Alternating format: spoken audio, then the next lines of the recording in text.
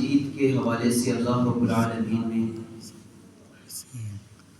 3 صیغے اپنی کلام پاک کے اندر استعمال کیے ہیں۔ پہلا افلا یتفکرون، کیا یہ غور اور فکر نہیں کرتے اس کلام پاک کے اوپر؟ دوسرا صیغہ اللہ رب العالمین فرماتے ہیں افلا یتدبرون القرآن، کیا یہ لوگ اس کلام پاک کے اوپر تدبر اور غور اور فکر نہیں کرتے؟ اور تیسرا صیغہ اس کلام پاک کے حوالے سے اللہ رب العالمین نے جو استعمال فرمایا وہ فرمایا افلا یتذکرون، کہ کیا یہ لوگ نصیحت حاصل نہیں کرتے؟ کلام پاک اللہ کے نبی صلی اللہ علیہ وآلہ وسلم کی سیرت جو مجھے اور آپ کو بتلاتی ہے کہ آپ کا معمول کیا ہوا کرتا تھا۔ سیدنا عبداللہ بن عباس رضی اللہ تعالی عنہما فرماتے ہیں کہ ایک دن اللہ کے نبی صلی اللہ علیہ وسلم کے ساتھ میں قیام اللیل کے لیے کھڑا ہو گیا، آپ نے سورہ بقرہ کی تلاوت شروع کی، پڑھتے چلے گئے، جب یہ کمپلیٹ ہوئی تو میں نے سوچا کہ اب اللہ کے نبی صلی اللہ علیہ وسلم رکوع کے اندر چلے جائیں گے، لیکن فرماتے ہیں اللہ کے نبی صلی اللہ علیہ وسلم نے سورہ آل عمران شروع کر دی۔ پہلی رکعت کے اندر تقریباً یہ 4 سپاروں کے لگ بھگ یہ 2 صورتیں بنتی، اللہ کے نبی صلی اللہ علیہ وسلم اس قدر اس کی تلاوت فرمایا کرتے تھے۔ المختصر میں اور آپ اگر اپنے سلف صالحین کی سیرت کا مطالعہ کریں تو محمد بن المنکدر رحمہ اللہ تعالی یہ مدینہ کے بہت بڑے امام ہیں، فرماتے ہیں میں نے شادی سے پہلے میرے گھر کا یہ معمول ہوا کرتا تھا کہ میری ایک ہمشیرہ تھی، ایک والدہ تھی اور ایک میں خود ہوا کرتا تھا، اور پوری رات کو میں نے 3 حصوں کے اندر تقسیم کر دیا تھا۔ پہلی رات عشاء کی نماز ادا کرنے کے بعد میری والدہ اس کلام پاک کی تلاوت میرے گھر کے اندر کیا کرتی تھی، رات کا دوسرا جو حصہ تھا وہ میری ہمشیرہ اس کلام پاک کی تلاوت کیا کرتی تھی، اور رات کے آخری پہر کے اندر اس کلام پاک کی میں خود تلاوت کیا کرتا تھا۔ یعنی میرے گھر کے اندر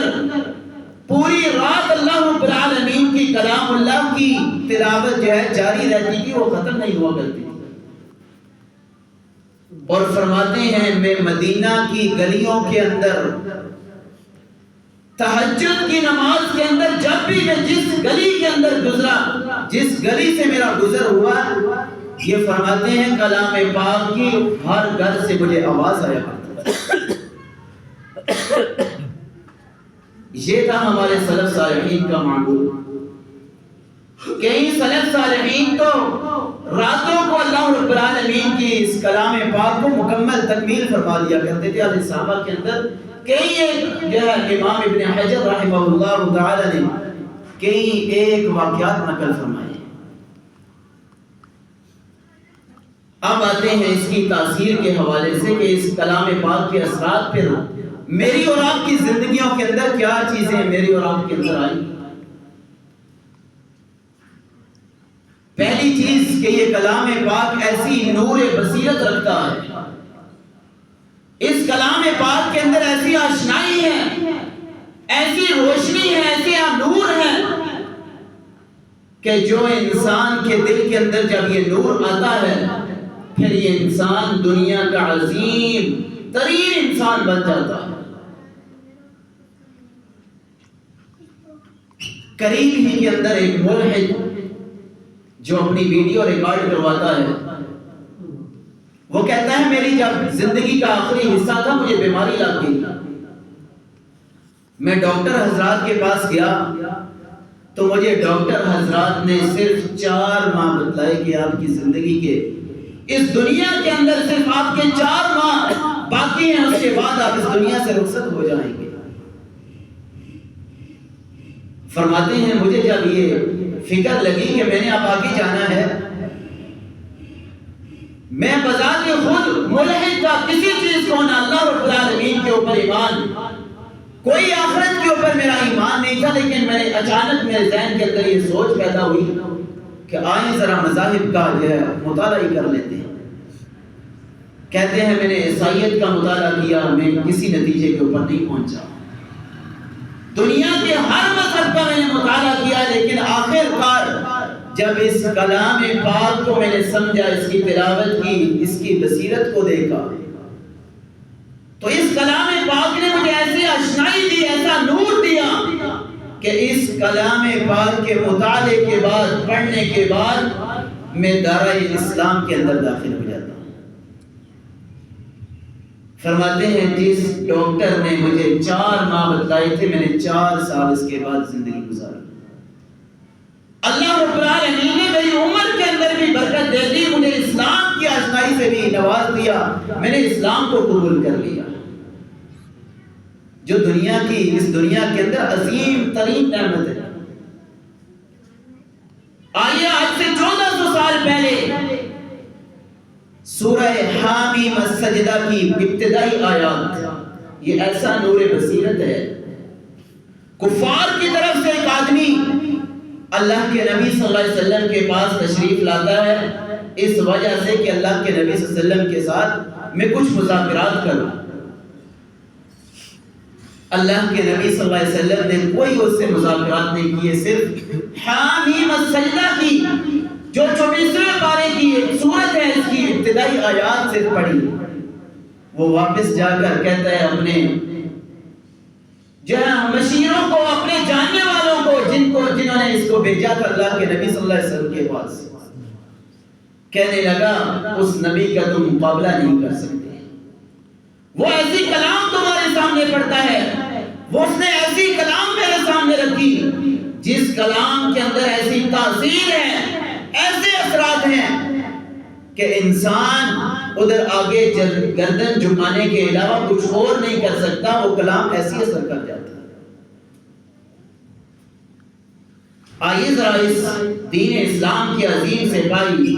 سیدنا عمر فاروق رضی اللہ تعالی عنہ اسلام کیسے قبول کیا، میں اور آپ جانتے ہیں، بڑا ہی مشہور واقعہ ہے۔ سورہ طٰہٰ کی ابتدائی آیات دل کے اوپر اثر کر جاتی ہیں۔ میرے بھائی یہ ہے دنیا کے اندر اس کی تاثیر، اور آخرت کے اندر صحیح بخاری کی روایت ہے، اللہ کے نبی صلی اللہ علیہ وآلہ وسلم نے فرمایا جب قیامت والا دن برپا ہوگا، جو انسان اس دنیا کے اندر اس کلام پاک کی تلاوت کرتا ہے، اسے سیکھتا ہے، پڑھتا ہے، فرمایا جب اس کی قبر پھٹے گی، باہر نکلے گا تو ایک سفید لباس کے اندر اللہ رب العالمین اس کلام پاک کو جسم عطا کرے گا۔ یہ کلام پاک اس انسان سے مخاطب ہو کر کہے گا انا صدیقک،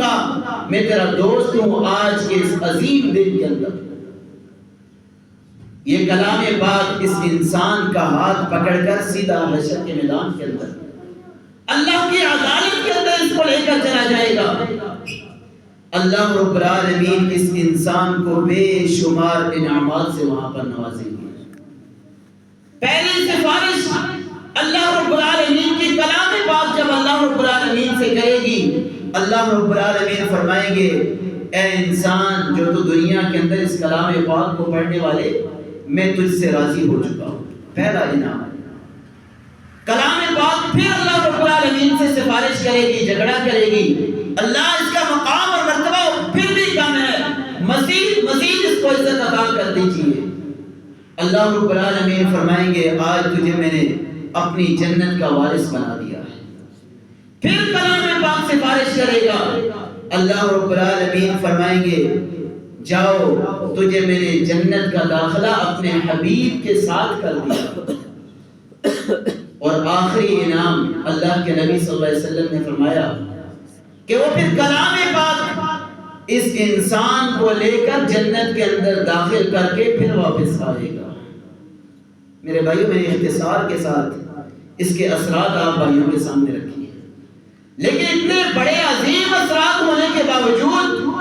اتنی عظیم آشنائی والی کتاب ہونے کے باوجود، میرے اور آپ کے یہ لمحہ فکریہ یہ ہے کہ آج میری اور آپ کی زندگی کا معمول کتنا ہے؟ 24 گھنٹے جو اللہ رب العالمین نے میری اور آپ کی زندگی کے اندر مجھے اور آپ کو عطا کیے، ایک دن کے اندر اور ایک رات کے اندر، میں اور آپ اس کلام پاک کے ساتھ میرا اور آپ کا تعلق کتنا؟ سوچنے کی بات یہ لمحہ فکریہ میرے اور آپ کے لیے یہ ہے کہ آج کیا میں اور آپ اس عظیم کتاب